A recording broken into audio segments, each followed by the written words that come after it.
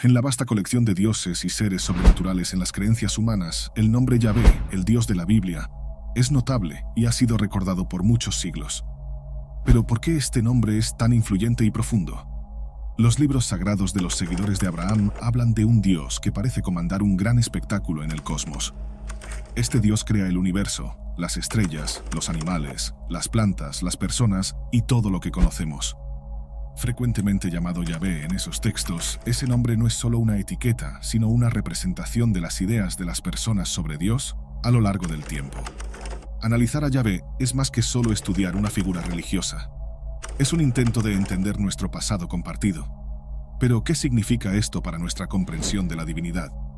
¿Qué misterios podemos descubrir sobre nuestros orígenes? Esta investigación nos lleva de regreso al antiguo Oriente Próximo, donde comenzó la civilización. ¿Podría ser este el lugar donde el nombre Yahvé surgió por primera vez? En este escenario encontramos a los Anunnaki, dioses en los antiguos mitos mesopotámicos. Estos dioses desempeñaron un gran papel en las historias sobre la creación del mundo y fueron adorados por sumerios, acadios, asirios y babilonios. ¿Podría haber una conexión entre estos antiguos dioses y Yahvé? ¿Es posible que Yahvé haya surgido o incluso venido de los Anunnaki? Descubrir estas respuestas revela una capa oculta de historias antiguas, cambiando nuestra comprensión del comienzo de la humanidad. Existe una historia más antigua escondida en el texto del Génesis, mantenida fuera de la vista del público por errores de traducción y por las reglas de la Iglesia. ¿Qué intenta contarnos esa antigua historia?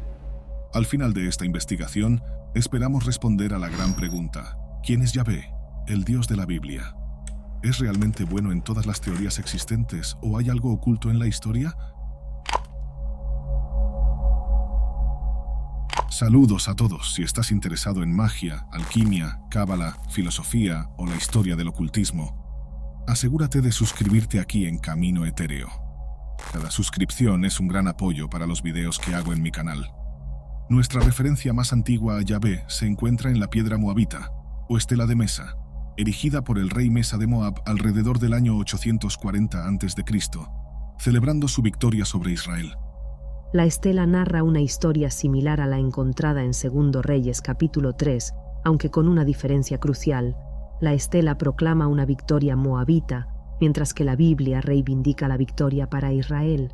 Curiosamente, la referencia a Yahvé reforzó la creencia de que él era exclusivamente una deidad israelita, ya que Mesa se jacta de haber capturado objetos asociados a Yahvé y los presentó a su propio dios, Kemosh. Avanzando hasta 1844, cuando el arqueólogo Carl Richard Lepsius excavó las ruinas de la antigua ciudad de Soleb en Nubia. Excavaciones extensivas, lideradas por la arqueóloga Michela Schiff-Giorgini en 1957, encontraron una referencia a un grupo conocido como los Shasu de Yahvé, inscrita en la base de una de las columnas del templo. Esta referencia a Yahvé conectada a los Shasu sugería que este dios había sido adorado por otro grupo mucho antes de que las narrativas bíblicas ocurrieran.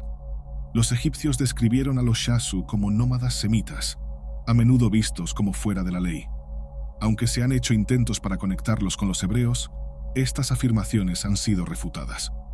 La referencia a los Shasu de Yahvé no solo empuja los orígenes de esta deidad más atrás de lo que se pensaba anteriormente, sino que también insinúa que Yahvé puede no haber sido de origen cananeo. Pero si no es así, ¿cuál es el origen del primer Yahvé? Una teoría sugiere que Yahvé era un dios del desierto adoptado por los hebreos durante su éxodo de Egipto hacia Canaán. Las imágenes relacionadas con el fuego en el libro del Éxodo, junto con la habilidad de Yahvé de guiar a Moisés a fuentes de agua, apoyan esta idea. Sin embargo, muchos creen que Yahvé se originó como un dios menor dentro del panteón cananeo y fue adoptado por los nómadas Shasu durante su tiempo en el desierto. La palabra Yahvé es un término lingüístico antiguo, profundamente insertado en las lenguas semíticas y relacionado con las civilizaciones que la originaron. Parece estar asociada con el verbo ser, confiriéndole un sentido de existencia. Otras interpretaciones de su significado incluyen aquel que hace lo que fue hecho, y aquel que trae a la existencia lo que existe. La palabra Yahvé se transformó en Jehová al final de la Edad Media. El nombre Yahvé también puede derivarse del árabe, potencialmente indicando una pasión o compromiso de la deidad hacia su pueblo, alineándose con las referencias bíblicas a Yahvé como un dios celoso. La transformación de Yahvé de una divinidad local de los madianitas a una divinidad única de los israelitas se refleja en la evolución de su nombre, comenzando como un reflejo del compromiso de una divinidad local con su tribu y evolucionando hacia una declaración de existencia y compromiso del único Dios verdadero con su pueblo elegido. En el judaísmo, el nombre de Dios era considerado demasiado sagrado para ser pronunciado, por lo que las consonantes Wonu-Ie, Chach y Urzuish se usaban como un recordatorio para decir Adonai o Señor en su lugar. Los orígenes de Yahvé permanecen obscuros, con pasajes bíblicos que difieren en sus interpretaciones. Tras el cautiverio babilónico en el siglo VI a.C., el poder de Yahvé fue codificado en las escrituras hebreas que fueron canonizadas durante el período del Segundo Templo, incluyendo el concepto de un Mesías. Como el Creador, Preservador y Redentor todopoderoso del universo, Yahvé fue más tarde adoptado por los primeros cristianos que creían que Dios envió a Jesús como el Mesías prometido. En el Islam, esta deidad fue interpretada como Alá. Retrocediendo en el tiempo hasta la Edad del Hierro, los israelitas en Canaán buscaban distinguirse de sus vecinos elevando a Yahvé por encima de él, la divinidad suprema tradicional. La asociación de Yahvé con la forja, el fuego, el humo y la destrucción lo convirtió en una divinidad adecuada de tormentas y guerra, transformándolo de una divinidad de transformación a una de conquistas. Antiguamente conocido por sus bendiciones de fertilidad y prosperidad, él era una divinidad altamente respetada y frecuentemente invocada. Al mismo tiempo, Yahvé emergía de sus orígenes como un oscuro dios regional, ligado al desierto y al clima tormentoso, convirtiéndose en una presencia poderosa dentro de la sociedad israelita. La relación entre él y Yahvé era compleja, caracterizada por conflictos e integración, con Yahvé asumiendo funciones y características anteriormente asociadas a él.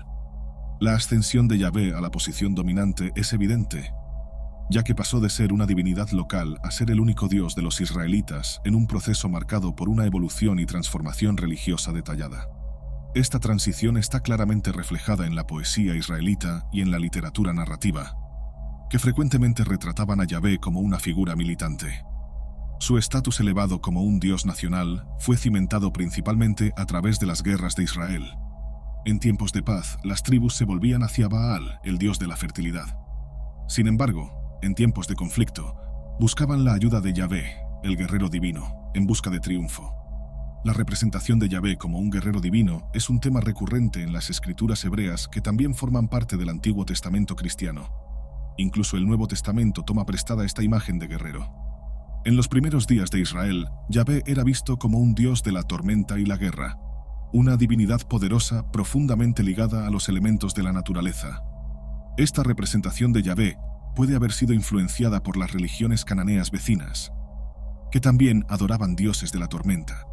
Dado que el pueblo de Israel vivía en un área propensa a condiciones climáticas severas, no es sorprendente que se inclinaran hacia un dios que representaba esas fuerzas potentes. Así, su culto se expandió para incluir dioses como El, Asherah, Baal, Utu, Shamash y, por supuesto, Yahvé. Cuando se establecieron en Canaán, el pueblo practicaba el culto a los antepasados, honrando al dios del padre o al dios de la casa junto con sus antepasados humanos. Sin embargo, Yahvé era visto como más que solo un dios de la tormenta. A medida que interactuaban con las culturas circundantes y sus prácticas espirituales, la imagen de Yahvé cambió.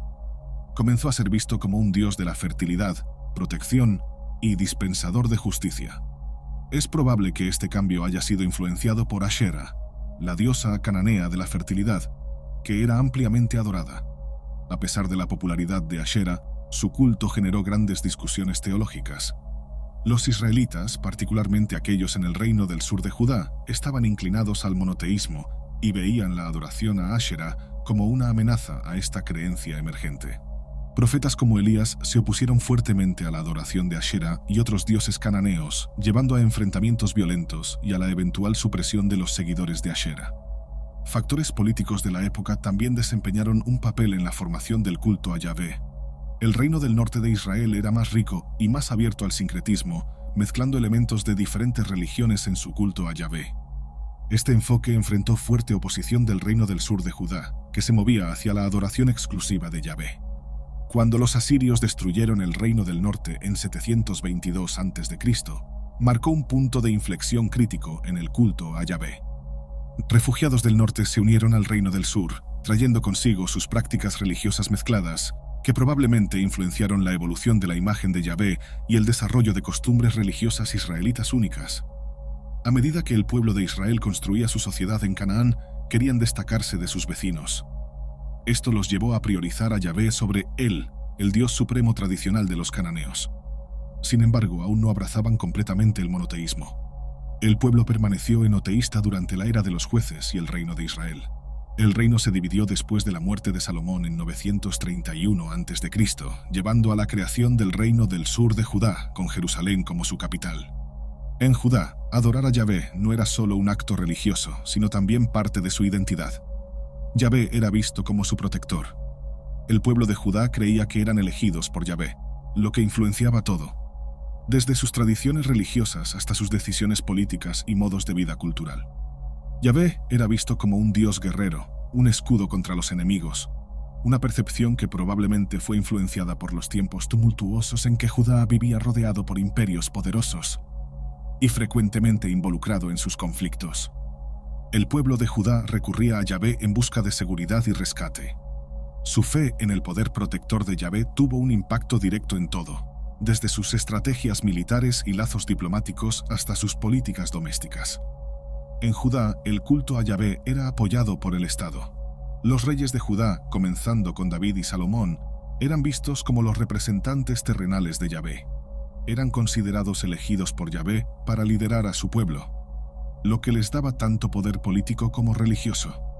Eran los protectores de la fe, encargados de mantener sus prácticas puras y defender sus principios. Sin embargo, la relación entre Yahvé y los reyes de Judá no siempre fue tranquila. Hubo momentos en que los reyes, motivados por ganancia política o ambición personal, se desviaron de la fe.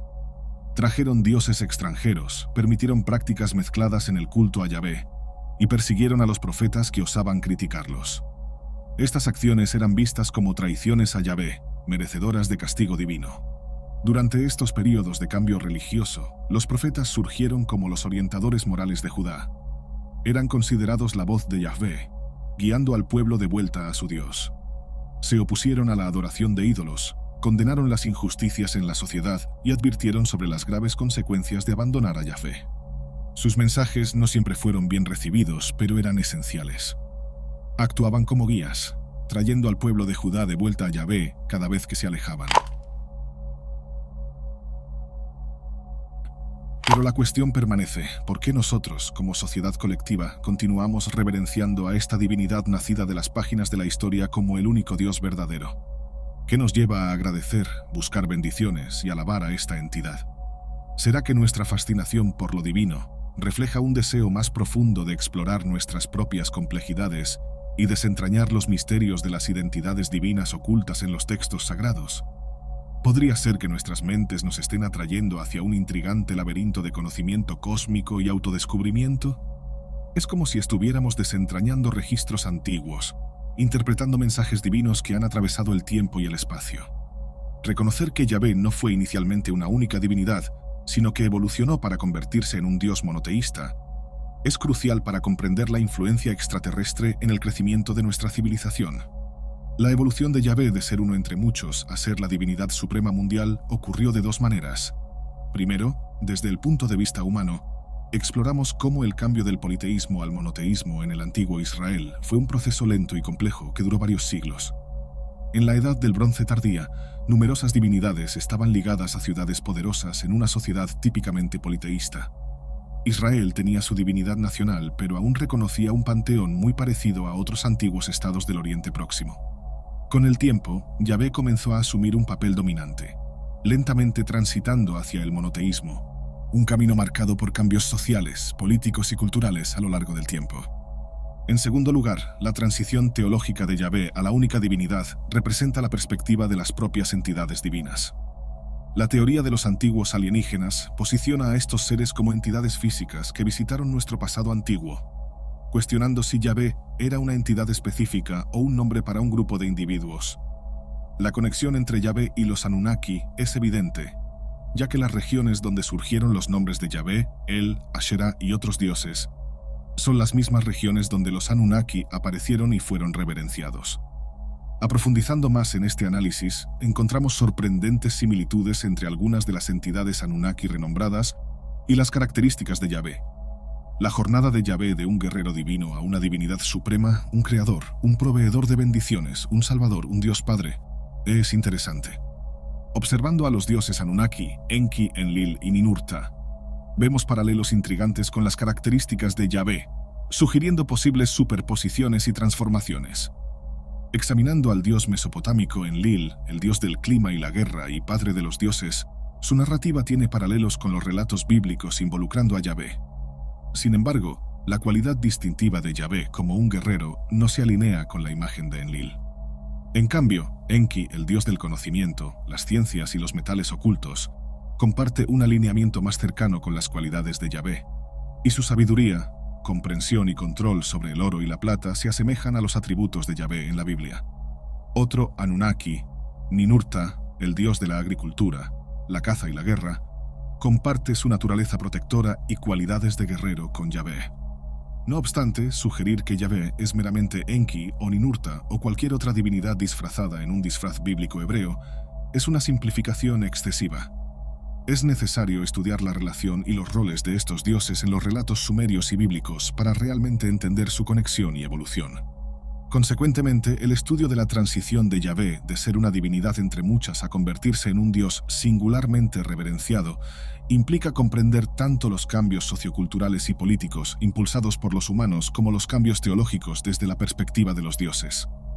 Es un estudio complejo e intrigante que amplía nuestra comprensión de los Anunnaki y la teoría de los antiguos alienígenas, proporcionando nuevas perspectivas sobre el desarrollo de nuestra civilización.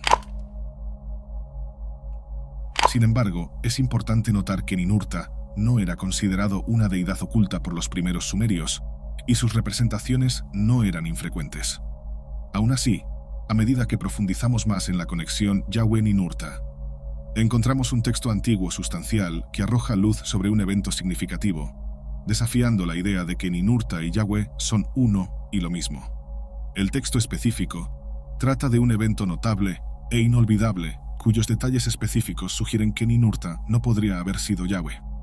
Uno de los actos más importantes atribuidos a Yahvé en la Biblia, con consecuencias duraderas y memorias perdurables, es la destrucción de Sodoma y Gomorra.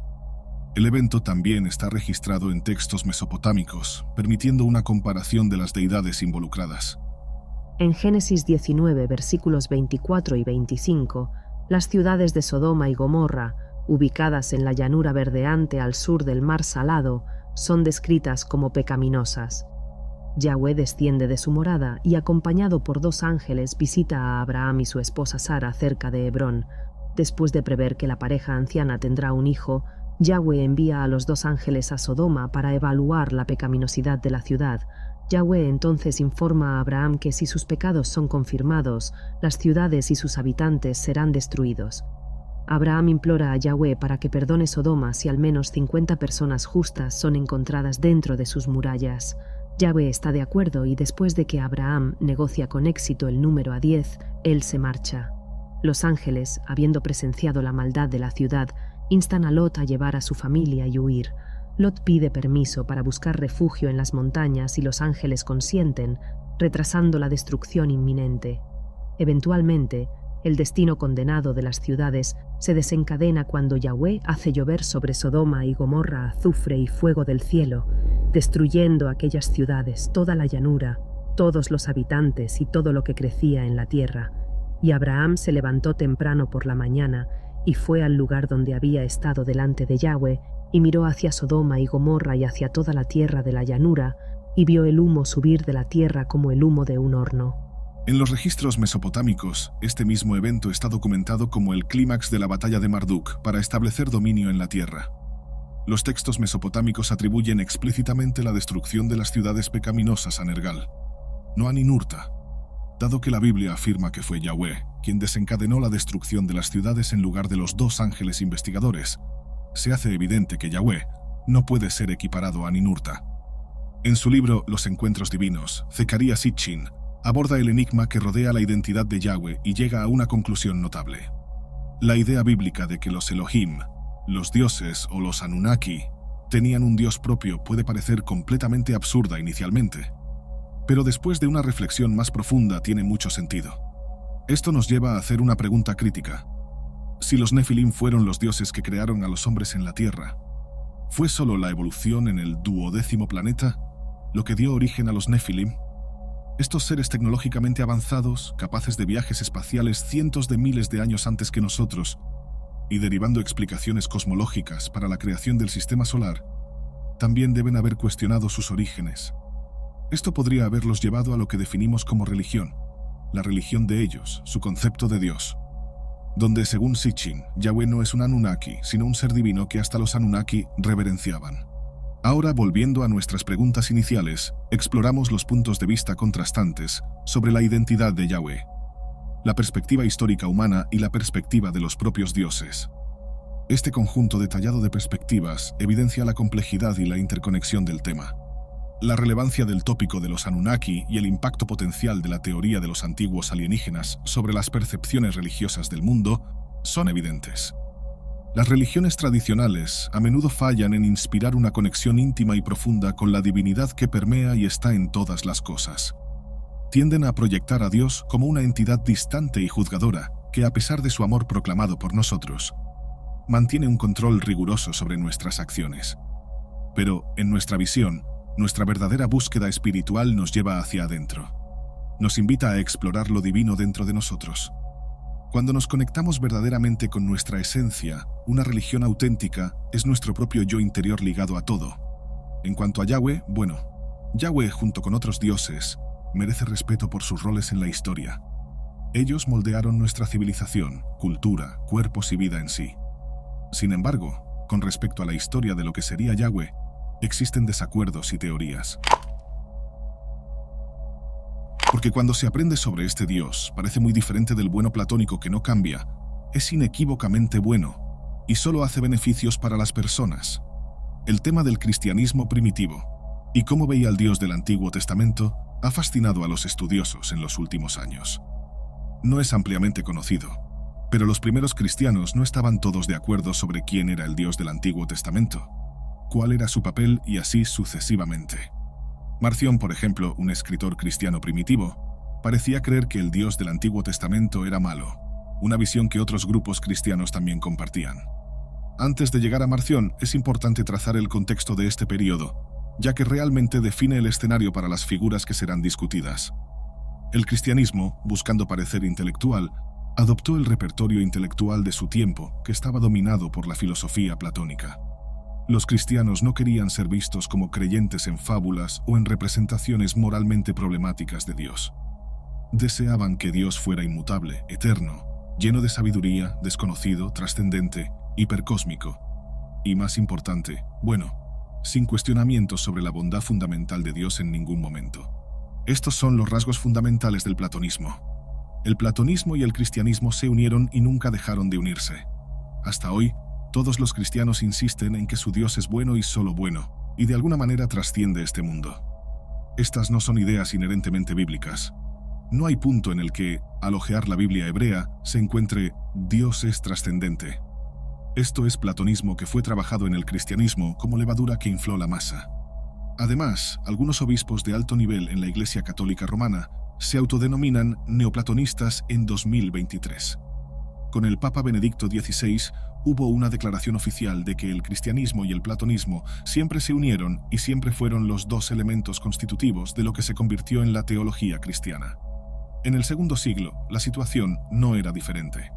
Cuando se adopta el platonismo, el primer paso es recurrir al texto más leído y popular en la antigüedad, que no era la apología de Sócrates, no era el Fedón con su maravillosa imagen del alma como un carro, no era el banquete con los discursos sobre el amor, sino el Timeo, que es la historia de la creación de Platón. En esa historia, Platón distingue a Dios como el bien del Creador, que es un ser inferior, pero también bueno, ya que es una manifestación perfecta del bien. El Creador, también conocido como Demiurgo, crea el mejor de los mundos posibles, que es nuestro mundo, y hace lo mejor para conformar nuestro mundo al bien y a los pensamientos eternos de Dios, las formas eternas como Platón las concebía. Los cristianos lidiaban con un escenario donde no había una división en la divinidad, sino una distinción entre el Dios último y trascendente y el gerente de Dios. El gerente de Dios es el creador, y en el platonismo no hay indicio de que el creador sea malo. De hecho, eso sería bastante incorrecto. Sin embargo, había en el universo la noción de que la clase de gestión intermedia de la divinidad, llamada daimones o demonios, podía ser buena o mala. Los daimones asumieron el control de las naciones y cada nación tenía su propio daimone, su propio patrocinador, una fuerza líder y protectora de esa nación. Esta idea está presente en Deuteronomio, donde todas las 70 naciones del mundo reciben 70 ángeles diferentes para ser sus gerentes, pero el ángel dado a Israel es Yahweh. Más tarde, el ángel dado a Israel es representado como Miguel, según está en el libro de Daniel.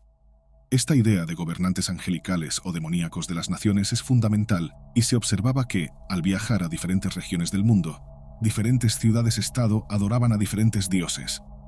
Atenas, por ejemplo, tenía a Atenea como su diosa protectora, y otras ciudades-estado tenían diferentes dioses al mando, como Isis y Osiris en Egipto, y en Roma, el Zeus capitolino. Los cristianos pensaban que los dioses de las naciones eran reales, pero representaban esta clase de divinidades de gestión intermedia, y no todos eran buenos. De hecho, como concluyeron más tarde, ninguno de ellos era bueno. Con esta idea básica, algunos cristianos que no eran judíos por linaje o práctica, es decir, no practicaban la circuncisión o las leyes de pureza, veían al Dios de Judea, la nación de los judíos, de la misma manera que veían a los dioses de Atenas, Roma o Alejandría, como un ser de gestión intermedia. Este ser particular de gestión intermedia, llamado Yahweh, o como los griegos decían Yao, tenía la misma ambigüedad, pues cuando se aprende sobre este Dios parece muy diferente del bien platónico. El bien platónico no cambia, es inequívocamente bueno y solo hace beneficios para las personas. Platón afirmaba que él no puede ser celoso, así que la famosa línea de Platón en el Fedón es que no hay celos en el coro divino, es decir, ningún dios puede ser celoso porque la idea de un dios celoso simplemente no tiene sentido lógico y filosófico. Dios no necesita nada, por lo tanto, no tiene deseo de nada más. De acuerdo con la filosofía, los celos son el deseo por la propiedad o característica de otra persona. Cuando decimos que Dios es celoso, esto sugiere que Él desea algo que no posee. Sin embargo, un verdadero Dios, siendo perfecto y autosuficiente, no puede desear algo que no posee. Por lo tanto, un ser que demuestra celos no puede ser el Dios supremo. En cambio, sería un ser de gestión intermedia, inferior en la jerarquía divina, que compite con otros dioses de las naciones. Para contextualizar, Judea siempre ha sido una nación muy pequeña. Actualmente, Israel tiene un tamaño comparable al estado de Nueva Jersey, en los Estados Unidos. Con esto en mente, imagina una situación donde ángeles, que son responsables de diferentes naciones, compiten entre sí. Este concepto es ejemplificado en el libro de Daniel, donde el arcángel Miguel, el príncipe protector de Israel, lucha contra el príncipe de Persia, que es el ángel protector de esa nación. Estos ángeles son descritos como celosos y envueltos en guerras y luchas. Cuando hay guerras hoy, como entre Ucrania y Rusia, los antiguos pensarían en esto como el ángel de Rusia contra el ángel de Ucrania. Un ángel es más grande y más arrogante que el otro y quiere atacar a la otra nación para ganar más poder. Estas cuestiones son la base de la interpretación filosófica de cómo ver el mundo. Los dioses son vistos como seres reales, pero en un nivel de gestión intermedia. El verdadero Dios, que es el Dios singular, está fuera de este mundo, por encima de los dioses, por encima del nivel de gestión intermedia de los otros seres llamados dioses. Ese Dios es perfectamente bueno, inmutable, sin celos e inalcanzable por el mal. En el contexto del platonismo y del cristianismo primitivo, el concepto de Dios asume una forma compleja y multifacética. Intelectuales del segundo siglo, como Marción, los setianos y otros grupos cristianos, se confrontaron con la descripción bíblica de Dios en lo que hoy se conoce como el Antiguo Testamento o Septuaginta. Al analizar este texto, observan que el Dios presentado no corresponde a la idea platónica del bien absoluto. En pasajes bíblicos, Dios demuestra celos, expulsa a Adán y Eva del jardín, impide que obtengan conocimiento, crea situaciones casi imposibles de superar y, de manera arbitraria, destruye a la humanidad en el diluvio, incinera Sodoma y Gomorra y envía osos para devorar a niños que se burlan de Eliseo. Esa representación de Dios se revela como un ser altamente arbitrario, emocional e impredecible. En textos como God, a Biography, de Jack Miles, es posible encontrar un análisis crítico de este carácter divino descrito en la Biblia. evidenciando un comportamiento distante de un Dios universalmente bueno y perfecto. Marción y otros intelectuales cristianos argumentaban que esta entidad no podría ser el mismo Dios trascendente y benevolente del platonismo. Para un platónico, la estructura de la realidad coloca a Dios en la cima como un ser singular y perfecto, mientras que el Creador es visto como un gerente intermedio. En la antigüedad, esta distinción era común, a diferencia de la teología ortodoxa moderna que insiste en la unidad de estos dos seres.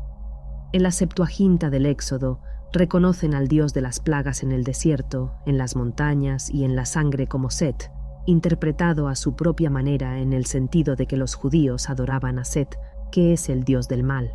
El sonido del nombre Yahweh en griego antiguo sonaba para los egipcios como Yayo y Ao es el equivalente al relincho del burro.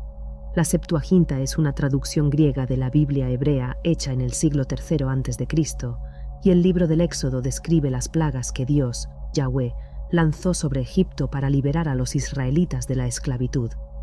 En el Éxodo, Dios es descrito causando plagas en Egipto, como transformar agua en sangre, plagas de langostas, tormentas y oscuridad. Set, en la mitología egipcia, era un dios asociado con el caos, desiertos, tormentas y violencia, frecuentemente visto como una figura maligna.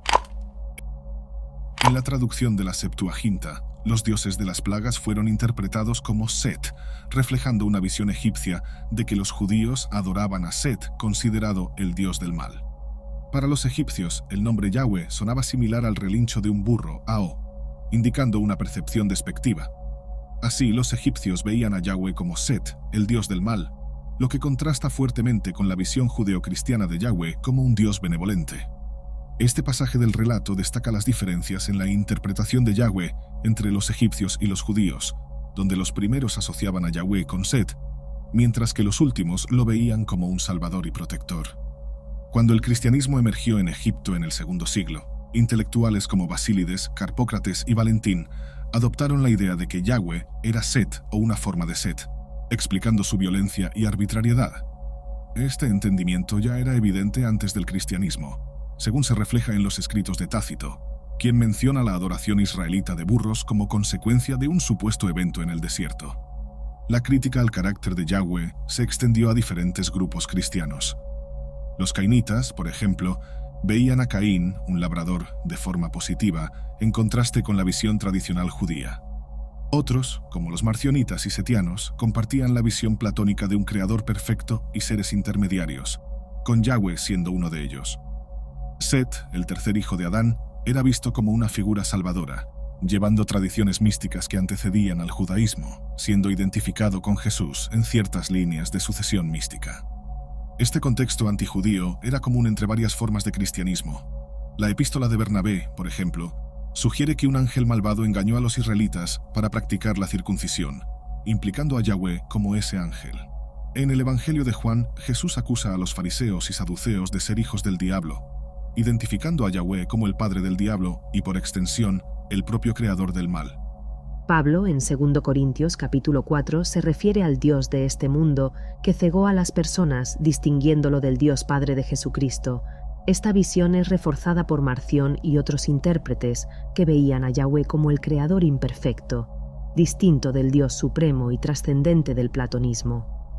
Pablo reconoce la existencia de otros dioses y señores en 1 Corintios capítulo 8, reflejando la creencia platónica en seres intermediarios que gobiernan el mundo, con Yahweh siendo uno de ellos. Básicamente, todo esto revela una compleja interacción entre la filosofía platónica y el cristianismo primitivo, donde la imagen de Dios se fragmenta entre un creador imperfecto y un Dios trascendente, con Yahvé frecuentemente identificado con figuras malévolas como Set. Esta visión influyó profundamente en el desarrollo de las teologías cristianas y su interpretación de las escrituras bíblicas, pero no podemos olvidar que estamos tratando solo con teorías, filosofías y creencias individuales. Otras teorías aún más antiguas intentan explicar el origen de Dios o Yahvé, como algunos lo llaman. Las creencias religiosas de Israel están arraigadas en la cultura compartida de Canaán. Aunque tenía atributos únicos que diferían de los cananeos, aún encontraba expresión en prácticas y lenguaje compartidos. Algunas prácticas tradicionales no pudieron ser fusionadas con el yavismo, pero otras, como la poesía sagrada, la música y la arquitectura de los cananeos, fueron adoptadas y se convirtieron en parte integrante de la religión israelita. La aceptación o rechazo de estos elementos por el Antiguo Testamento significa que las influencias religiosas cananeas aún nos afectan hoy a través de las narrativas bíblicas. Las cosas que la Biblia condena en el Antiguo Testamento son, de hecho, la cultura de la que los israelitas de la época de la escritura de la Biblia están tratando de distanciarse de su propio pasado. Cosas como el sacrificio humano, la idolatría y la adoración de más de un dios eran prácticas que ellos mismos realizaban, al igual que todos los demás en el mundo. Y esas son las cosas que polemizan en los textos para divorciarse de su pasado. Antes de los descubrimientos en Ugarit Ras Shamra en 1928, nuestro conocimiento sobre la religión cananea era mínimo y en gran parte provenía de fuentes indirectas. El Antiguo Testamento menciona dioses y rituales cananeos, pero frecuentemente de manera negativa, haciendo las interpretaciones desafiantes. Menciones a dioses y rituales cananeos también fueron encontradas en escritos egipcios, mesopotámicos y fenicios, incluyendo las inscripciones de Kara Tepe de 1946. Sin embargo, estas no eran suficientes para formar una comprensión completa. Historiadores griegos proporcionaron relatos de las creencias cananeas, pero era difícil distinguir tradiciones auténticas de adiciones posteriores.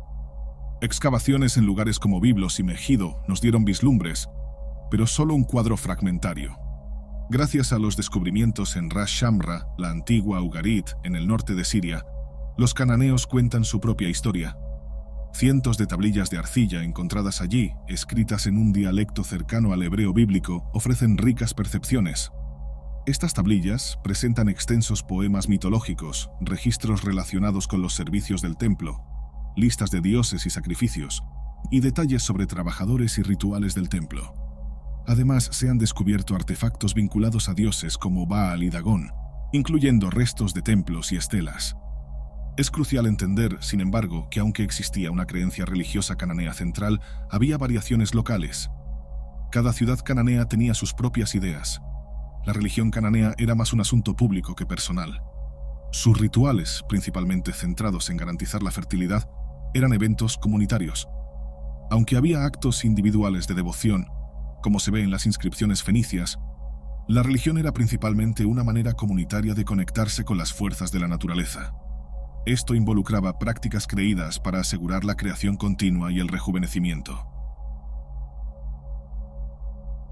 La prominencia de algunos dioses en los escritos mitológicos no siempre refleja su popularidad real entre los devotos cananeos. Por otro lado, algunos dioses, como Dagón, tuvieron un papel mínimo en los mitos, siendo solo reconocidos como el padre de Baal, pero parecen ser bastante reverenciados, como lo evidencia un templo dedicado y 2 estelas en Ugarit. La palabra hebrea para Dios es El Dios supremo y creador, y aparece como Alá en árabe. Variaciones del nombre El se encuentran en muchas lenguas semíticas: ugarítico, fenicio, hebreo, arameo y acadio. En las culturas semíticas del noroeste, El era un término para cualquier deidad y también específicamente para el dios principal. El frecuentemente ocupaba la cima de muchas jerarquías divinas y desempeñaba roles como el dios de la creación o el padre de los dioses en ciertas fuentes cananeas y ugaríticas. Sin embargo, usar el nombre El puede ser confuso porque a veces se refiere al dios principal y otras veces a diferentes dioses. Por ejemplo, en textos ugaríticos, la frase El Melik significa el rey, mientras que el Hadad se refiere al dios Hadad. En ugarítico, el plural para dioses se alinea con el término hebreo, que a veces significa el dios singular Elohim. Algunos creen que varios autores cambiaron historias de contextos politeístas a monoteístas, lo cual causa muchas inconsistencias en los textos. Pero una vez que ves esto, todo empieza a tener sentido. Nombres con el radical El aparecen en muchas regiones semíticas entre los amoritas y el pueblo sebaico en el sur del Levante. Varios textos e inscripciones antiguos mencionan El o lo conectan con otras divinidades de diferentes culturas, indicando su amplio reconocimiento e influencia. Por ejemplo, el dios egipcio Ptah compartía un epíteto con él, y un antiguo escrito describió a él como el dios de la eternidad. La deidad egipcia Ptah fue etiquetada como señor de los invitados en un prisma de Tel Laquish, y del otro lado está inscrito el nombre de Amenofis II, faraón de 1415 a.C., Edad del Bronce. Ese título también aparece en el texto 353 de Serabit. Ptah es frecuentemente referido como Señor o Eterno. Esa asociación entre él y Ptah trajo el uso consistente de Olam, significando eterno para él. Aunque en los registros ugaríticos, Ptah parece estar más íntimamente relacionado con el dios de los artistas y artesanos Khotar-Wa-Khasis. Una conexión adicional se observa con el ángel Mandeo Patiel, combinando los nombres Ptah y él. Heródoto, el famoso historiador griego que escribió en el siglo V a.C., nunca menciona nada sobre Israel, Jerusalén o Yahvé, pero tiene algunas cosas interesantes que decir sobre el dios Ptah, a quien llama por el equivalente griego Hefesto. Durante el reinado del sacerdote de Hefesto Ptah, los egipcios fueron liberados, pero nunca pudieron vivir sin un rey. Así que dividieron Egipto en 12 distritos y establecieron 12 reyes. Estos reyes se casaron entre sí y acordaron ser amigos cercanos, sin derrocarse unos a otros ni buscar poseer más que los demás. El motivo de este acuerdo, que mantuvieron escrupulosamente, fue el siguiente. Apenas fueron establecidos en sus distritos, se les dio un oráculo de que aquel que derramara una libación de un vaso de bronce en el templo de Hefesto Ptah sería rey de todo Egipto. Ahora, lo que es interesante sobre este texto es la división entre las 12 tribus, por así decirlo, de la clase dominante de Egipto en esa época, y eso nos hace pensar, ¿podría ser esto parte del material de origen utilizado para la creación de las 12 tribus en la historia del Génesis? El dios Ptah es una deidad egipcia responsable de la creación del mundo, manifestándolo a través de la poderosa fuerza de las palabras habladas. Un himno de la 22ª dinastía de Egipto alaba a Ptah por moldear el mundo con la visión de su corazón, mientras que la piedra de Shabaka, originaria de la 25ª dinastía, menciona que él confirió vida a todas las deidades y sus espíritus usando su corazón y su voz. La creación por la voz es algo que vemos en el Dios del Antiguo Testamento. La adoración a Ptah entonces se extendió más allá de las fronteras de Egipto hasta Siria y fue exportada por todo el Mediterráneo oriental a través de la difusión por los fenicios. Encontramos figuras de Ptah en Cartago con epítetos como generador del primer inicio, Ptah señor de la verdad, señor de la eternidad, aquel que escucha las plegarias, maestro de las ceremonias, maestro de la justicia, el Dios que se hizo Dios, el ser doble, el bello rostro. Ahora, algunos de ustedes que están viendo esto pueden estar familiarizados con el relato heliopolitano y los mitos de la creación que dicen que Amón o Atum es el artesano autogenerado que creó a los otros dioses. Aunque esto es ciertamente verdad, el sacerdocio en Memphis y Crocodilópolis y los elefantinos tienen mitologías concurrentes que hacen de Ptah el demiurgo autogenerado que crea a los otros dioses y humanos. En Elefantina Hnum, que al igual que Ptah, también es representado como un artesano o demiurgo con la rueda de alfarero detrás de él, así como Ptah tiene imágenes de sí mismo con la rueda de alfarero detrás de él, mientras crea dioses y humanos. Porfirio una vez dijo, en la ciudad de Elefantina hay una imagen adorada que en otros aspectos está moldeada a semejanza de un hombre y está sentada. Es de color azul y tiene cabeza de hombre y una corona con cuernos de cabra. Él se sienta con un vaso de barro a su lado en el cual está moldeando la figura de un hombre, y al tener el rostro de un carnero y los cuernos de una cabra, indica la conjunción del sol y la luna, Ra e Ya en el signo del carnero, Amón, mientras que el color azul indica que la luna en esa conjunción trae lluvia.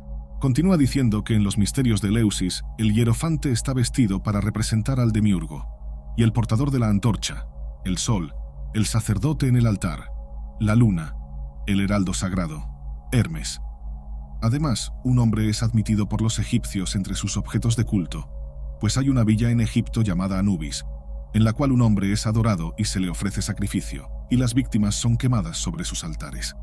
Y después de un tiempo, él comería las cosas que habían sido preparadas para él, como si fuera un hombre. Sin embargo, no creían que los animales fueran dioses, sino que los veían como semejanzas y símbolos de dioses. Y esto se muestra por el hecho de que, en muchos lugares, bueyes dedicados a los dioses son sacrificados en sus festivales mensuales y en sus servicios religiosos, pues consagraban bueyes al sol y a la luna. Lo que es más impresionante sobre este pasaje es su comparación con los sacerdotes de Eleusis de Baco y Deméter con Hnum, a quien el faraón Keops fue nombrado el famoso constructor de la Gran Pirámide de Giza. Casi parece una sincronización perfecta entre los dioses creadores concurrentes Amón-Ra y Ptah. Ptah es uno de los 3 principales dioses de la tríada de Memphis, junto con Sekhmet, y también es padre de Nefertem. Shanum tiene un papel casi idéntico dentro de la tríada de Elefantina. El templo de Elefantina fue dedicado a Hash-Hanum, su consorte Satet y su hija Anuket. Elefantina es la ciudad donde se encontraron decenas de textos judeo-arameos que no solo datan físicamente antes que cualquier fragmento o manuscrito existente de la Biblia hebrea, sino que también muestran que los judíos en Elefantina, en los siglos V y IV a.C., aún eran politeístas. Durante este tiempo, después de la destrucción de Jerusalén en 587 a.C., algunos refugiados judíos viajaron hacia el sur en lo que puede llamarse un éxodo inverso y se establecieron en Elefantina. Mantenían su propio templo, la casa de Yahvé, o Yahó en este caso, en el cual se ofrecían sacrificios, convenciendo creencias politeístas a funcionar al lado de los dioses Yinum, Osiris e Isis, que están por todas partes en estos textos. El templo fue destruido en 410 a.C. por instigación de los sacerdotes de Yinum. Entonces, lo que ocurrió fue que Yahvé estaba en competencia directa con Num sobre quién era el verdadero artesano divino. Posiblemente, uno de los atributos más comunes entre estos dioses artesanos de la metalurgia, como Hefesto de los griegos, Ptah de los egipcios y Vulcano de los romanos, es su conexión con volcanes y montañas debido a la riqueza de minerales metálicos encontrados en esos lugares. Es muy posible que Yahvé no sea una excepción, aunque proviene de una ubicación totalmente diferente. En Éxodo, la presencia de fuego y humo se empareja con el temblor de las montañas. Estos temblores, similares a pequeños terremotos, son típicos de las erupciones volcánicas, llevando a la expulsión de gases calientes de las grietas. Esta expulsión es acompañada por un sonido significativo, referido en la teofanía del Sinaí como un sonido poderoso de shofar. Y tú, refiriéndose al pueblo de Israel, que te acercaste y te quedaste al pie de la montaña mientras la montaña ardía en fuego hasta el corazón del cielo, envuelta en oscuridad, nube y neblina. Entonces, Yahvé habló al pueblo de Israel desde el medio del fuego. Ellos escucharon el sonido de las palabras, pero no vieron forma. Había solo una voz. La revelación de Yahvé siempre se da en una montaña, sea llamada Sinaí o Horeb, y el evento es retratado como una erupción volcánica. Como muestran estos textos, el vulcanismo parece ser un atributo esencial típicamente asociado a Yahvé, relacionándolo con los dioses artesanos de la metalurgia mencionados anteriormente. El relato de la revelación del Sinaí, con su imagen volcánica, está destinado a mostrar que Yahvé no es solo su emisario divino, sino también un artesano demiúrgico. Las montañas se derritieron ante Yahvé, Sinaí ante Yahvé, el Dios de Israel. Algunos creen que el monte Sinaí podría ser uno de esos volcanes árabes que los israelitas abordaron en el texto al salir de Egipto. Jacob Dunn incluso teorizó que Yahvé era una vez una deidad volcánica árabe. Esto se relaciona con la teoría de que la adoración a Yahvé en Israel tiene raíces madianitas. Esta teoría se basa en referencias bíblicas que retratan la introducción de Moisés a Yahvé en Madián, cerca de la montaña de Dios, cerca de la residencia de Jetro en Éxodo, capítulo 3. Aquí, Dios instruye a Moisés a llevar a los israelitas después del éxodo egipcio. Curiosamente, el suegro de Moisés es retratado como un sacerdote madianita, lo que sugiere que Moisés podría haber adoptado creencias religiosas locales de él. En otros pasajes, el suegro de Moisés es identificado como un kenita. Algunos kenitas se establecieron en tierras israelitas y mantuvieron una alianza cercana con ellos. La figura bíblica de Caín, considerado el ancestro fundador de los kenitas, es significativa en las narrativas bíblicas iniciales, destacando la antigua proximidad de este grupo con Yahvé. El papel de Caín como la primera persona en ofrecer algo a Yahvé en Génesis 4 refuerza esta noción. Aunque la asociación de Yahvé con los madianitas puede explicar a los israelitas usando imágenes volcánicas para retratar la presencia divina, ligar a Yahvé con los kenitas lleva a una reevaluación, especialmente considerando las actividades metalúrgicas de los kenitas. Los kenitas parecen haber sido hábiles trabajadores del metal. Génesis 4 discute al descendiente de Caín, Tubal-Caín, como un artesano hábil en moldear cobre y hierro. Y Zilá también dio a luz a Tubal-Caín, maestro de todos los artífices de bronce y de hierro. Cognatos semíticos de Caín sugieren que las actividades metalúrgicas eran parte integral de su significado. Por lo tanto, Caín puede haber representado originalmente la figura pionera en la metalurgia, con los kenitas, tanto trabajadores del metal como fundidores, como sus sucesores. Su asociación con una deidad volcánica como Yahvé se vuelve clara en este contexto.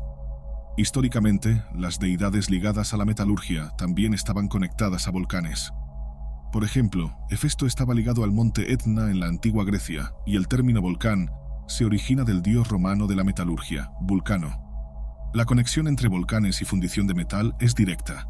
Ambos liberan olores similares y plumas de humo. En los tiempos antiguos, la fundición era la única actividad humana involucrada en derretir piedras. La lava derramada de un volcán se asemeja a la escoria de un horno que, una vez solidificada, se parece a la roca volcánica.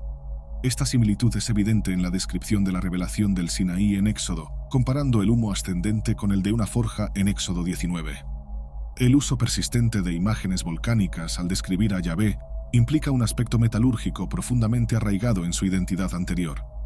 Notablemente, la canción de Débora asocia a Yahvé cerca de Seir en comparación con esta perspectiva volcánica de la revelación divina.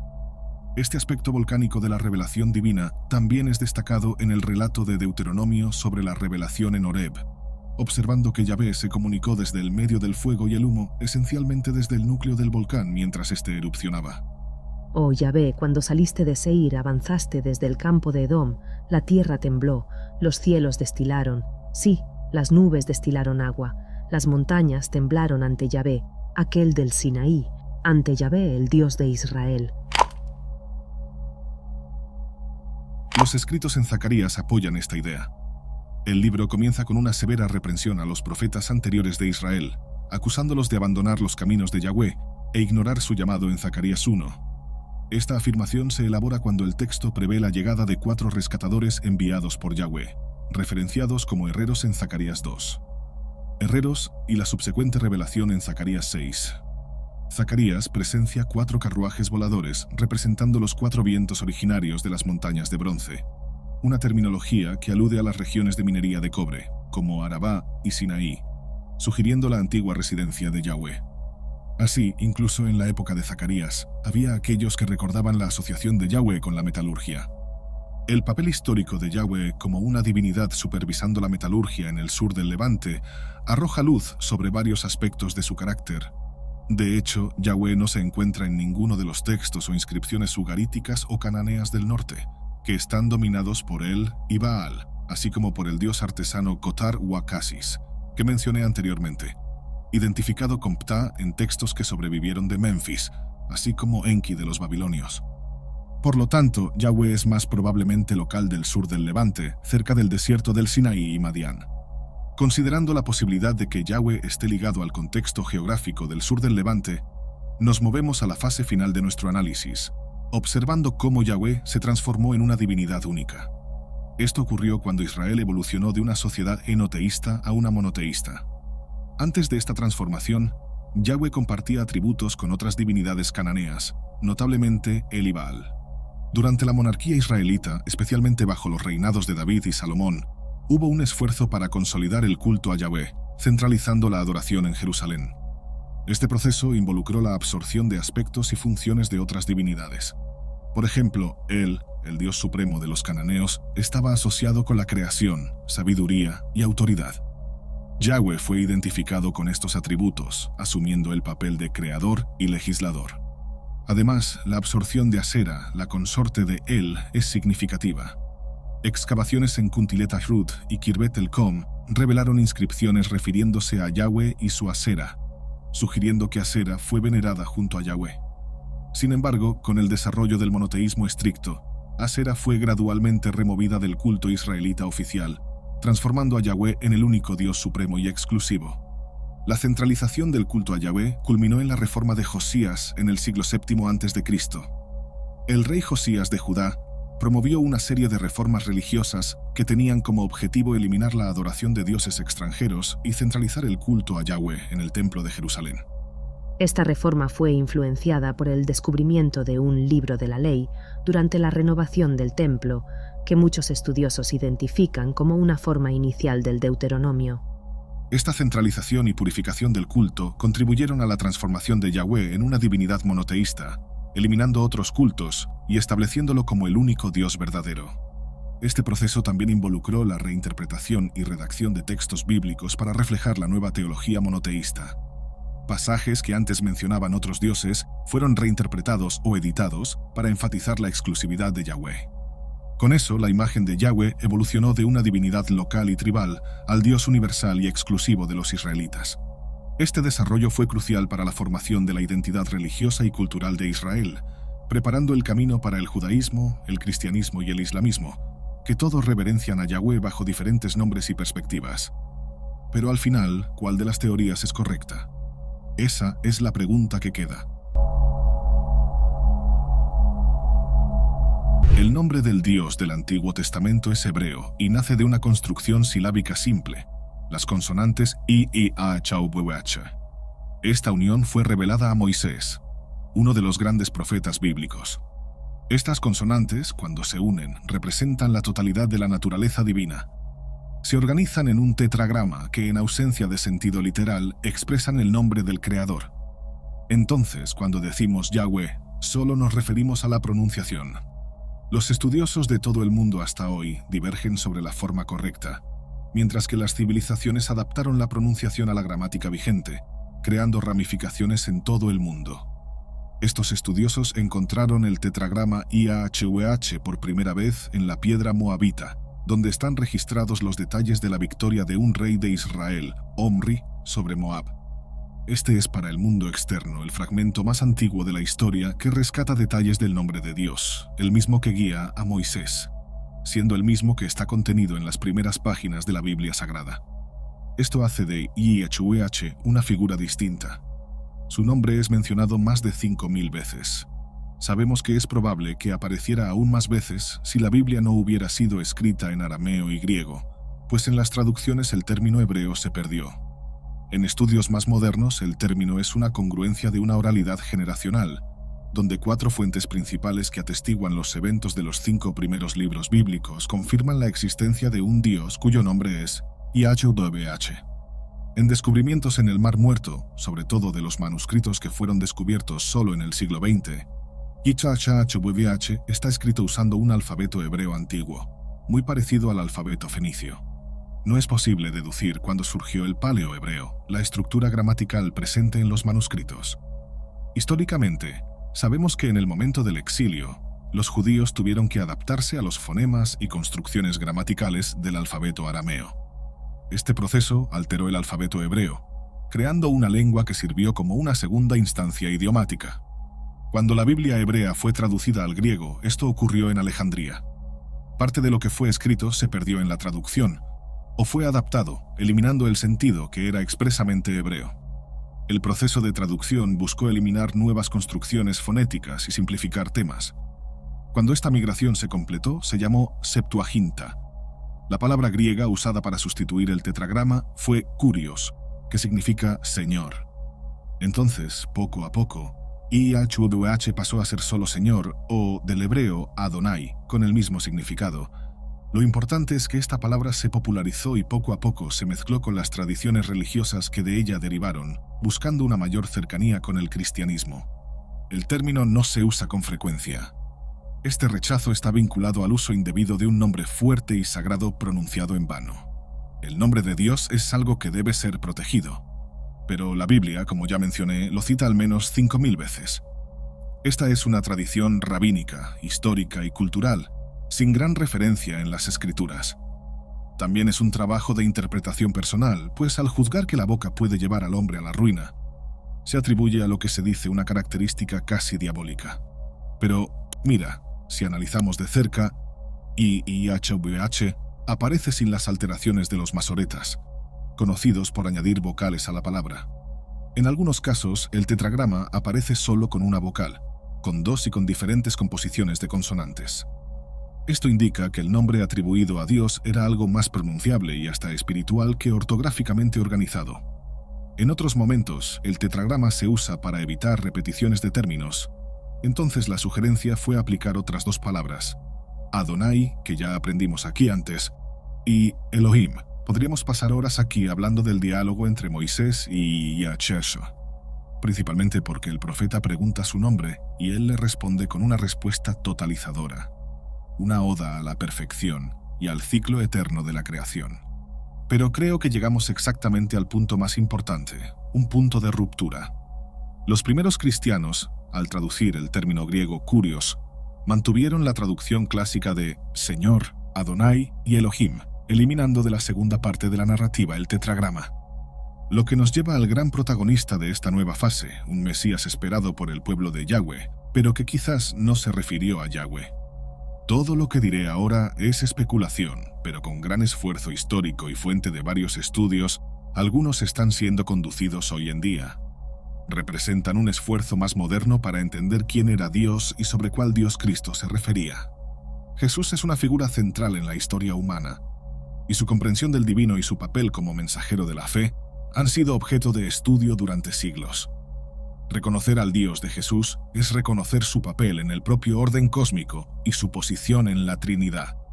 Estamos entrando en los capítulos del Nuevo Testamento y haremos un análisis lingüístico, dejando de lado brevemente la gramática hebrea y analizando la aramea.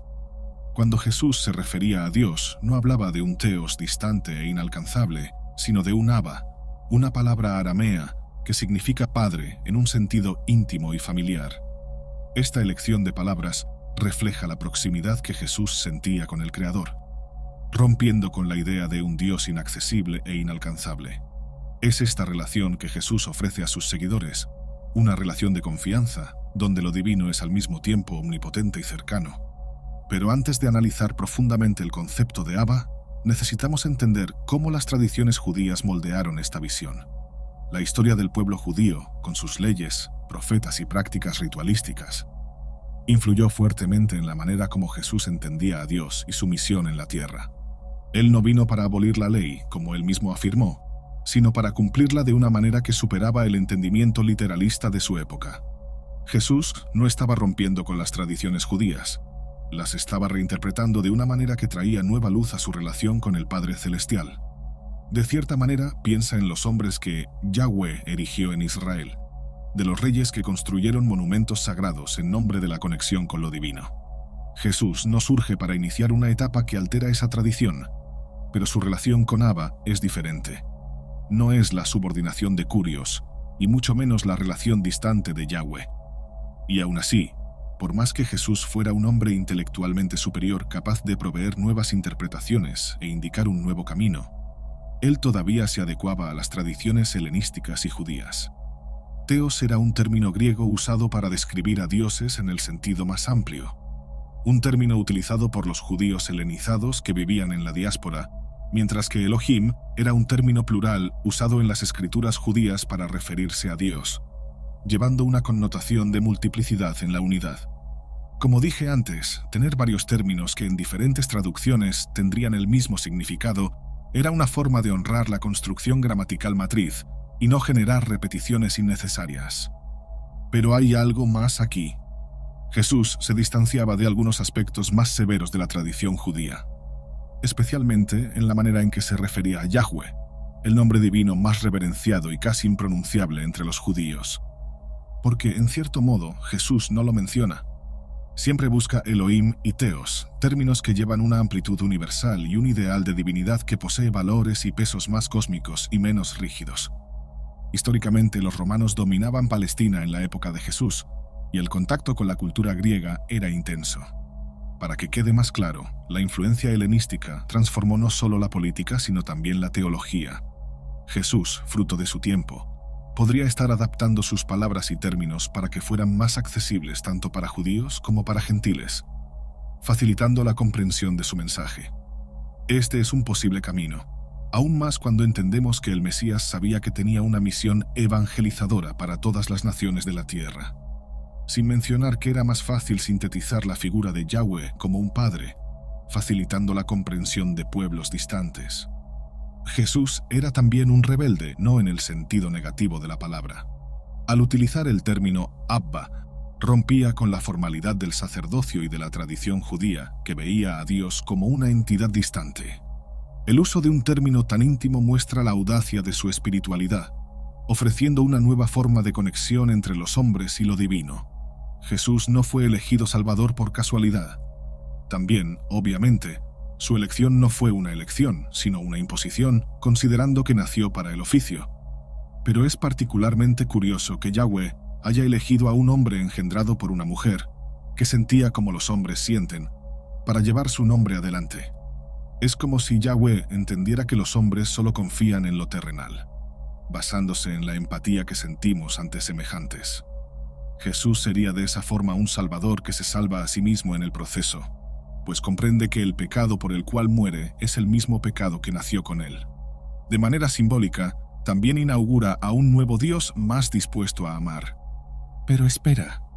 Conforme la historia avanzaba, esa relación íntima con Abba transformó la espiritualidad de los primeros seguidores de Jesús, quienes a su vez dieron continuidad a la misión de reinterpretar la divinidad en un contexto que ya no se restringía a las tradiciones judías. ¿Pero entonces existen dos dioses o solo uno que cambió? Podríamos preguntar a Jesús, pero con seguridad no respondería a algo que fácilmente entenderíamos. Y tal vez esa sea la mejor respuesta, porque estamos lidiando con algo complejo y antiguo que nunca fue completamente explicado. Cuando hablamos de la manera en que Jesús se refería a Dios, encontramos una variada gama de significados en los términos utilizados por él. Elohim y Tíos son términos cargados de historia, teología y filosofía, y cada uno de ellos refleja una parte diferente de la relación de Jesús con lo divino. Pero antes de explicar por qué Jesús eligió Elohim en algunos momentos, una breve y provocadora información. Yahweh realmente cambió entre los libros de las narrativas bíblicas. De manera muy simplista, el primero era más rígido y estaba determinado a proyectar a su pueblo como una nación con identidad propia, heredera de las grandes civilizaciones que florecerían allí. Este Dios castiga de manera severa, pero eso nunca es necesariamente malvado. Siempre ofrece dos opciones y permite que, a través de la libertad que poseemos, podamos decidir qué decisión tomar. Pero hay un detalle: cada decisión genera una consecuencia. Lot tenía una esposa, esto se narra en el Génesis, y la esposa de Lot falló en escuchar las instrucciones de los ángeles enviados por Dios para informarles sobre la destrucción de Sodoma y Gomorra. Solo necesitaba no mirar atrás mientras la ciudad ardía en llamas. No lo hizo, y al mirar fue transformada en una estatua de sal. Entonces, la Biblia lo coloca como un Dios que, antes que nada, exige obediencia. Y obviamente, eso está ligado a Abba, la figura paterna a quien Jesús se refiere en el Nuevo Testamento. Pero cuando este nuevo libro es escrito, más específicamente en el periodo que comprende, Dios y su pueblo pasaron por largas transformaciones que probaron la gracia divina y humana. Jesús nace del amor de Dios por la humanidad en un retorno a la esencia de Adán. Pero entonces, ¿por qué Jesús escogió Elohim y no Yahweh? Elohim no solo se usa en el segundo libro, de hecho, está presente en todo el Antiguo Testamento, porque es un término plural que, a pesar de significar Dios, lleva la idea de multiplicidad y poder colectivo. Este término fue ampliamente utilizado por los autores de los textos bíblicos hebreos, especialmente en el relato de la creación en el Génesis. Lejos de ser genérico, pero aún así menos complejo que Yahweh. Cuando Jesús hablaba de Elohim, se conectaba directamente con las antiguas tradiciones del judaísmo, colocándose dentro de esa línea de pensamiento y reforzando su autoridad como profeta y maestro de las Escrituras. Por otro lado, la ausencia de Yahweh en las palabras de Jesús no pasa desapercibida. Yahweh, el nombre más sagrado y venerado entre los judíos, era pronunciado solo por los sumos sacerdotes en el Templo de Jerusalén y solo una vez al año en el Yom Kippur. Cuando dije que el término era impronunciable por un malentendido, me refería justamente al hecho de que, aunque era sagrado y pocos lo mencionaban, existían aquellos que podían hacerlo, lo que contradice la idea de una palabra que nunca se cita. Pero aún así, podemos suponer que Jesús, siendo criatura de su medio, solo estaba reflejando una construcción cultural latente. O, como ya exploré brevemente, podría estar buscando un carácter íntimo y universal para imprimir en su mensaje. Al alejarse del uso de Yahweh, Jesús podría estar señalando una ruptura con el exclusivismo ritual del judaísmo de la época. Elohim y Teos, a diferencia de Yahweh, son términos más accesibles. Basta con recordar que la misión de Jesús era hablar a los pueblos del mundo y no restringirse a los judíos. Incluso tradiciones y más tradiciones religiosas explicaron que, en el proceso de resurrección, Jesús cruzó continentes esparciendo el Evangelio y refiriéndose a Yahweh como Señor, Elohim y Teos. Este último término sería aún más interesante, pues la idea de dioses era algo ampliamente aceptado en diferentes culturas, por lo que Yahweh se convertía en una figura que totalizaba a todos los demás dioses. porque obviamente teos era un término más genérico y, a su vez, se utilizaba para referirse a cualquier divinidad. Sin embargo, en las palabras de Jesús, teos asume un significado mucho más profundo, refiriéndose al único y verdadero Dios. Al usar este término en sus enseñanzas, especialmente en la traducción de los evangelios griegos, se dirigía al público helenístico, expandiendo su mensaje más allá de las fronteras del judaísmo y alcanzando a las culturas griegas y romanas que habitaban el mundo mediterráneo. Pasajes como el Sermón del Monte y la oración del Padre Nuestro son ejemplos claros de cómo Jesús elegía cuidadosamente sus palabras para transmitir una visión más universal de Yahweh. En el Padre Nuestro, utiliza Abba en lugar de un término más formal como Yahweh, haciendo que la oración sea profundamente personal y al mismo tiempo accesible para todos.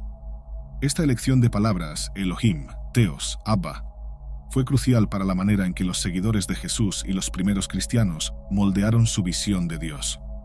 Jesús transformó la manera en que se veía lo divino, y eso está reflejado en su lenguaje.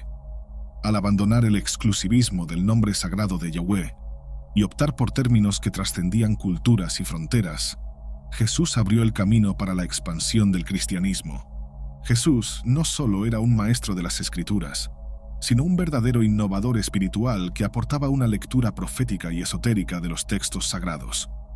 A diferencia de muchos de sus contemporáneos, que se aferraban al significado literal de las Escrituras, él utilizaba una interpretación más profunda, simbólica y espiritual, ofreciendo nuevos significados y desafiando los conceptos establecidos de su época. ¿Pero qué significa esto realmente? Cuando analizamos cómo Jesús utilizaba las Escrituras judías, percibimos que no buscaba simplemente mantener la ley o seguir rígidamente el texto. En lugar de eso, hablaba de la esencia espiritual detrás de los mandamientos, las parábolas y los profetas. Jesús estaba proponiendo una ruptura gentil con las leyes de Yahweh, sin negarlas ni abandonarlas.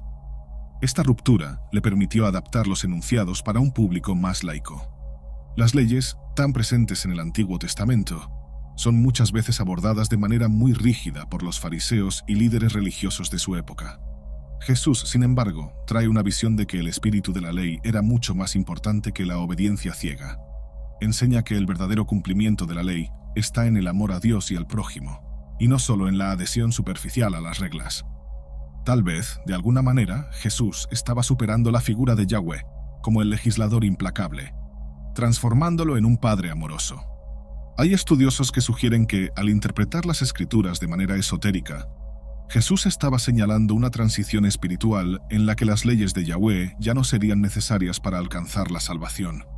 Su mensaje parecía indicar una nueva forma de espiritualidad en la que el enfoque estaba en el corazón y la intención, y no en la obediencia legalista.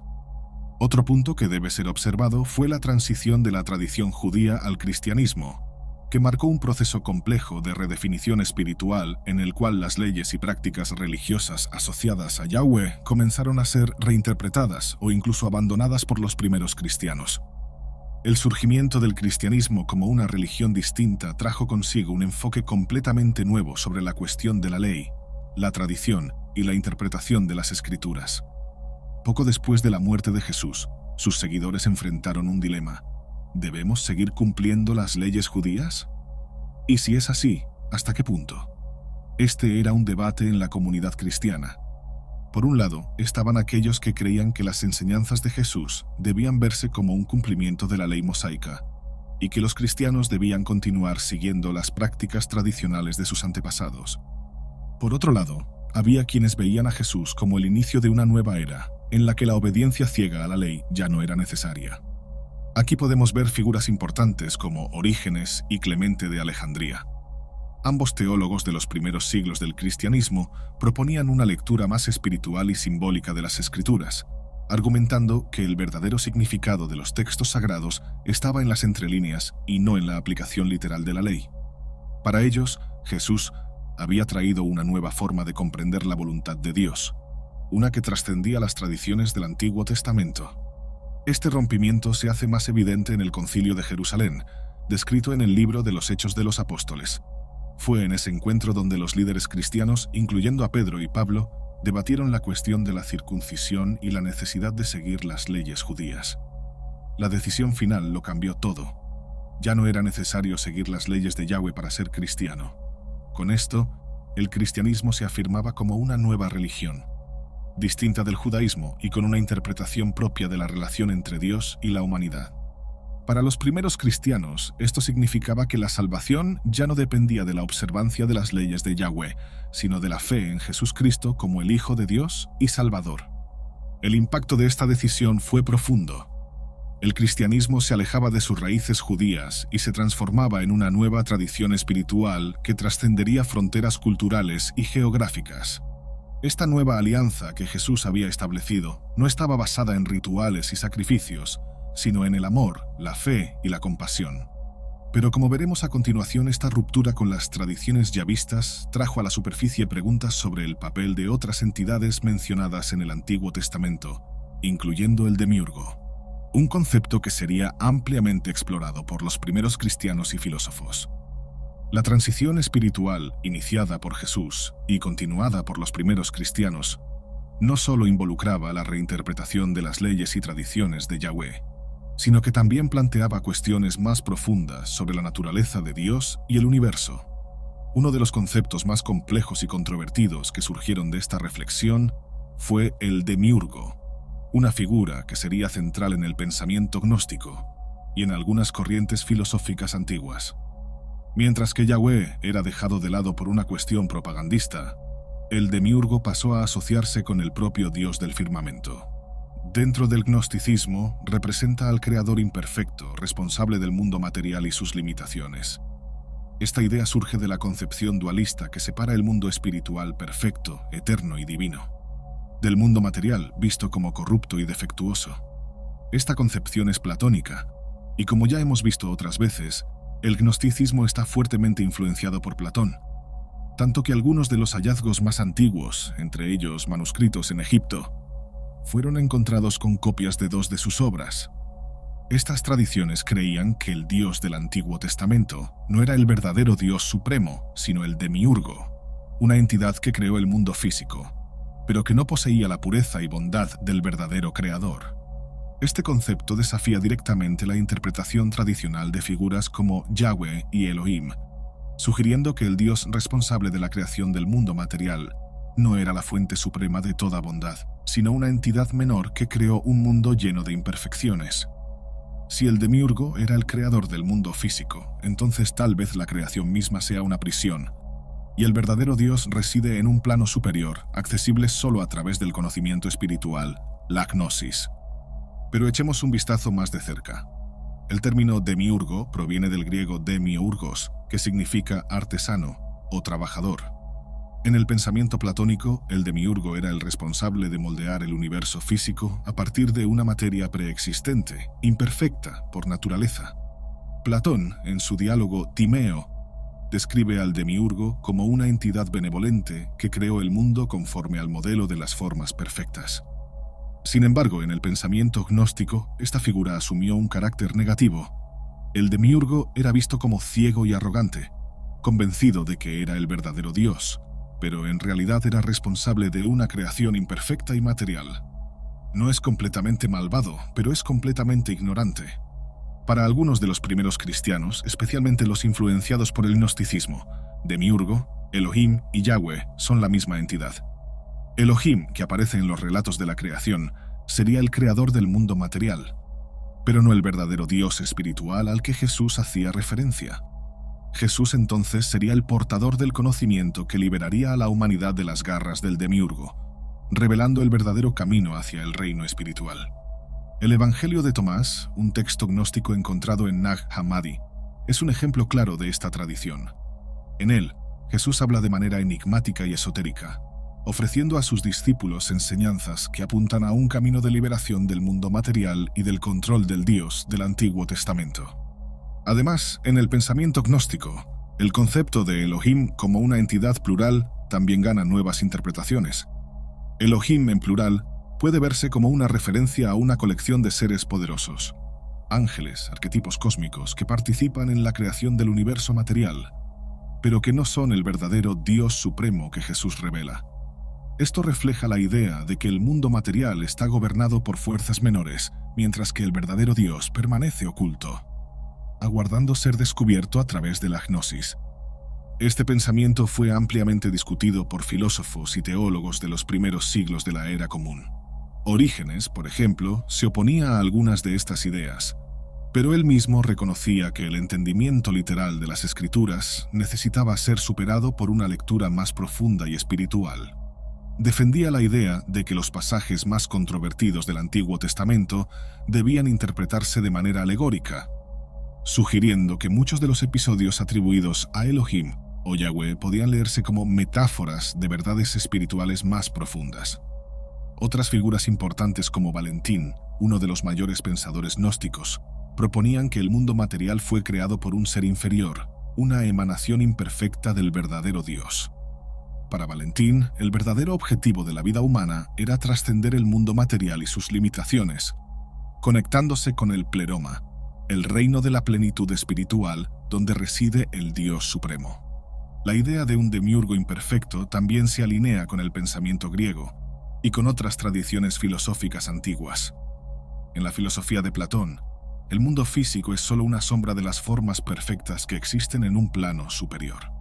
De manera similar, el gnosticismo propone que el mundo material es una copia imperfecta de la realidad espiritual y que la verdadera vida solo puede alcanzarse cuando nos liberamos de las limitaciones físicas. Tal vez la mejor manera de avanzar ahora es continuar dentro de la filosofía platónica, ya que abordaré el concepto de un universo holográfico. Según Platón, el mundo físico era solo una sombra de un mundo más elevado donde residen las formas perfectas, arquetipos inmutables que representan la verdad final. De manera similar, la teoría del universo holográfico, popularizada en tiempos modernos, sugiere que todo lo que vemos es una proyección de una realidad mucho más compleja y oculta. ¿Pero qué tiene que ver esto con Jesús y su mensaje? Si consideramos las enseñanzas de Jesús a la luz de estas filosofías, veremos que él estaba constantemente apuntando hacia una realidad superior más allá del mundo físico. Cuando Jesús dice, «El reino de los cielos está dentro de vosotros», no está hablando de un lugar físico, sino de un estado de conciencia y de conexión con lo divino que trasciende el plano material. Esta es una idea muy similar a la de Platón, quien argumentaba que el mundo de las formas eternas solo puede ser accedido por el alma a través del pensamiento filosófico y la meditación espiritual.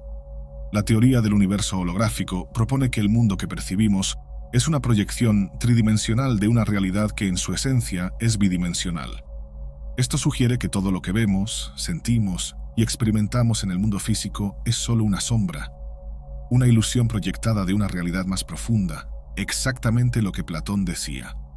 Así como el demiurgo de Platón moldeaba el mundo físico a partir de una materia preexistente, esta realidad proyectada puede ser vista como una creación imperfecta que refleja una verdad mayor y espiritual. Jesús, como profeta y maestro espiritual, estaba constantemente invitando a sus seguidores a mirar más allá de las apariencias y a buscar el reino de Dios, una realidad invisible que no podría ser percibida por los ojos físicos, sino solo por el alma. Esto se alinea con la filosofía platónica, donde el verdadero conocimiento reside en la percepción de las formas inmutables, aquellas que no podemos acceder empíricamente. El mundo físico sería entonces una ilusión o una sombra. Este tema aparece también en tradiciones espirituales orientales, como el concepto de Maya en el budismo y el hinduismo, donde el mundo material es visto como un velo que encubre la verdadera naturaleza de la realidad. Si observamos las enseñanzas de Jesús, podemos ver que él estaba señalando la misma idea, que el mundo material, con todas sus leyes y restricciones, era una manifestación temporal de algo eterno e infinito, el reino de Dios. Otro punto interesante es la Cábala judía, que también comparte algunas similitudes con estas ideas. En la Cábala, el concepto de Sefirot describe emanaciones divinas que descienden en un árbol cósmico, manifestando la energía espiritual en el mundo físico. Así como Platón hablaba de las formas y de la proyección del mundo material, la Cábala describe la creación del universo físico como un reflejo de una realidad espiritual superior, siendo el mundo material solo una emanación temporal de la luz divina. Pero aquí vale una explicación interesante. La cábala clásica no ve a Dios en términos totalitarios. Él nunca podría parecerse a lo que encontramos en la Biblia, tanto en el Viejo como en el Nuevo Testamento. Dios aquí es una emanación que, por ausencia de intuición e intención, simplemente es y nada más. Este árbol de la vida, donde estas emanaciones operan dentro de los límites intelectuales y espirituales, demuestra jerárquicamente las relaciones de dependencia del hombre con lo divino y nuestra eterna búsqueda por la cima. Aún así, Jesús apuntaba a algo muy similar. No veía el mundo material como el fin en sí mismo, sino como un medio para acceder a lo espiritual. Cuando enseña a orar, hágase tu voluntad, así en la tierra como en el cielo, está reconociendo la existencia de dos reinos, el reino material y el reino espiritual, y sugiere que el objetivo final es alinear lo material con lo espiritual para que la realidad divina pueda manifestarse. Lo que nos queda entonces es una profunda reflexión sobre cómo Jesús y los primeros cristianos podían entender el universo y la creación. Las narrativas bíblicas están llenas de eventos que a primera vista parecen solo relatos históricos o mitológicos. Sin embargo, cuando examinamos estas historias bajo una nueva luz, percibimos que muchas de ellas pueden interpretarse como narrativas de contacto, descripciones de encuentros con civilizaciones avanzadas o seres de otra dimensión que influyeron en la trayectoria de la humanidad. Uno de esos encuentros, el que particularmente considero más interesante, fue durante el diluvio. El diluvio, una de las historias más conocidas de la Biblia, está presente en tradiciones más allá del cristianismo o del judaísmo. Diversas culturas alrededor del mundo, desde los antiguos sumerios hasta los mayas, tienen sus propias versiones de un gran diluvio que devastó la tierra. En la épica de Gilgamesh, por ejemplo, el héroe Utnapishtim es advertido por un dios sobre un diluvio inminente y es instruido para construir un arca para salvar a la humanidad. Una historia increíblemente similar a la de Noé. Existen teorías que sugieren que estas historias del diluvio son reminiscencias de un evento histórico real, posiblemente un desastre natural global, como un cambio climático catastrófico. Algunos estudiosos de paleocontacto, que ya hemos discutido bastante aquí, creen que estas narrativas podrían ser descripciones antiguas de intervenciones de seres superiores que, al prever una catástrofe inminente, avisaron a las personas elegidas para preservar la civilización y repoblar la Tierra. Otro ejemplo fascinante de una posible narrativa de contacto es la historia de la Torre de Babel. En el relato bíblico, la humanidad intenta construir una torre que alcanzaría los cielos, y Dios, preocupado por su avance, confunde su lenguaje y esparce a las personas por todo el mundo. Algunos teóricos sugieren que este podría ser un relato simbólico de una intervención superior. Tal vez un intento de limitar el progreso tecnológico o espiritual de la humanidad, evitando que alcanzara un nivel de entendimiento o poder más allá de su tiempo. Estas historias, cuando se ven desde la perspectiva del paleocontacto, sugieren que los seres descritos como Elohim, ángeles o incluso dioses, en diversas culturas antiguas, podrían haber sido visitantes de otra dimensión o seres superiores que influyeron en el desarrollo humano. ¿Qué piensas? ¿Estaban los autores antiguos tratando de describir eventos que apenas podían comprender usando el lenguaje y los conceptos disponibles para ellos? Otras culturas, como los antiguos egipcios y los hindúes, también tienen narrativas de contacto con seres superiores que descendían de los cielos para interactuar con la humanidad. En la mitología hindú, por ejemplo, los Deva, seres divinos, visitaban la Tierra trayendo consigo conocimiento y tecnología. De manera similar, los antiguos egipcios describen a los dioses como entidades que vinieron de las estrellas y trajeron consigo los secretos de la civilización. Si Jesús y sus seguidores estaban conscientes de estas historias, puede ser que las vieran no solo como mitos o leyendas, sino como posibles eventos de contacto con entidades espirituales o seres superiores. Y así como en el concepto gnóstico del demiurgo, estos seres podrían ser vistos como creadores imperfectos, responsables del mundo físico, pero no del reino espiritual. Elohim, en este caso, serían intermediarios entre el verdadero Dios, Yahweh, y la creación. Las historias bíblicas que los mencionan podrían ser registros simbólicos de encuentros con estos seres. Llegamos al punto más importante de nuestro viaje histórico y lingüístico, porque caminaremos junto a Jesús, siguiendo su jornada espiritual hasta nuestros días para entender cómo su mensaje transformó el mundo antiguo y redefinió la propia noción de religión. Jesús no vino solo a cumplir una profecía o a traer una nueva forma de religión. Él vino para redefinir la relación humana con lo divino. Su visión trascendía el legalismo y los rituales establecidos. No estaba interesado en dogmas vacíos, sino en transformar el corazón humano y abrir el camino hacia una espiritualidad que fuera personal, profunda y, sobre todo, liberadora. El mensaje de Jesús fue radical. Desafió al sistema religioso de su época, rompiendo barreras y mostrando que lo divino no estaba confinado a templos, sacrificios o rituales, sino presente dentro de cada uno de nosotros. Estaba desafiando las estructuras de poder que controlaban la fe y la espiritualidad, liberando el acceso directo a lo divino para todos aquellos que estuvieran dispuestos a buscarlo. Sabemos que el catolicismo haría un trabajo opuesto, destruyendo el empeño mesiánico en el proceso, pero su legado permanece vivo. No existe un mercado religioso que no lo conozca como alguien que destruyó comercios en templos sagrados porque creía que la fe no debía ser vendida ni subastada. Jesús rompe con la tradición judía que veía a Dios como una figura distante y muchas veces inaccesible, y presenta una visión de Dios como Abba, un padre amoroso y cercano. Esto, por sí solo, ya era una revolución. Al romper con los rígidos conceptos de Yahweh, Jesús introduce una nueva manera de ver lo sagrado, donde Dios se preocupa por el individuo y el amor y el perdón son los pilares centrales de esta relación.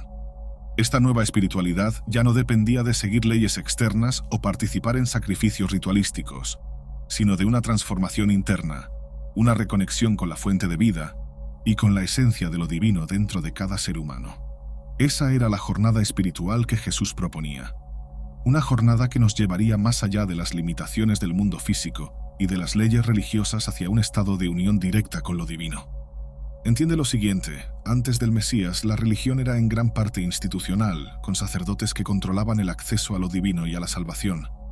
Él nació para cambiar eso y decir que cada persona tiene el poder de conectarse directamente con el Creador sin intermediarios. Su mensaje era de empoderamiento espiritual, de que cada uno de nosotros tiene dentro de sí la capacidad de alcanzar lo divino.